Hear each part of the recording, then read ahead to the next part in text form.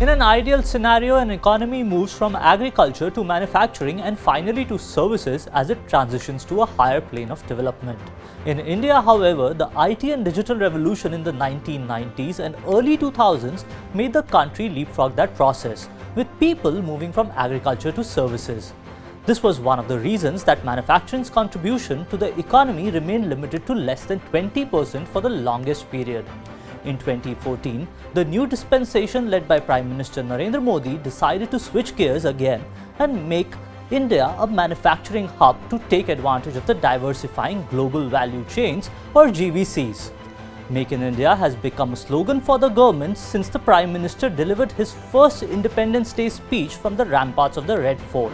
हमारे नौजवानों की जो विधा है, सामर्थ्य है, उसको अगर काम में लाना है तो हमें मैन्युफैक्चरिंग की ओर जाना पड़ेगा और इसके लिए हिंदुस्तान की भी पूरी ताकत लगे, लेकिन विश्व की शक्तियों को भी हम निमंत्रण देते हैं। और इसलिए मैं आज लाल किले की प्राचीर से विश्व भर में लोगों से कहना चाहता हूं, कम मेक इन इंडिया, आइए हिंदुस्तान में निर्माण कीजिए। But has it worked, and have we made some progress in becoming a manufacturing and export hub?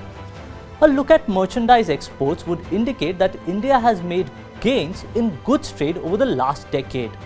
Merchandise exports are up 39% compared with a decade ago. Excluding food and oil, the trade in goods has grown at a faster clip of 44%. Some sectors like electronics manufacturing have shown phenomenal growth post-production linked incentive schemes. India's electronic exports jumped nearly fourfold to $29 billion in FY24 from $7.6 billion a decade ago. The electrical machinery sector jumped 234% during this period. Defense is another success story, with exports rising 21 times to 88,319 crore rupees. What about employment then? The government's track record in generating employment in manufacturing has been better than the previous decade. Between FY15 and 23, the pace of job addition in manufacturing was faster than in the previous decade. According to RBI data, jobs in the sector grew at a compounded annual growth rate of 1.6%, exceeding the 0.7% per annum increase in the jobs created between FY05 and FY14. This happened despite a slower pace of output growth during the last decade. Manufacturing's share in the economy has remained unchanged around 16 to 17% of the GDP for over a decade now. India still has a long way to go before becoming a manufacturing hub, but the results have started showing in certain sectors. According to the government, PLI schemes have generated 6.78 lakh jobs and produced 8.6 lakh crore worth of products until November 2023. They also generated exports worth 3.2 lakh crore.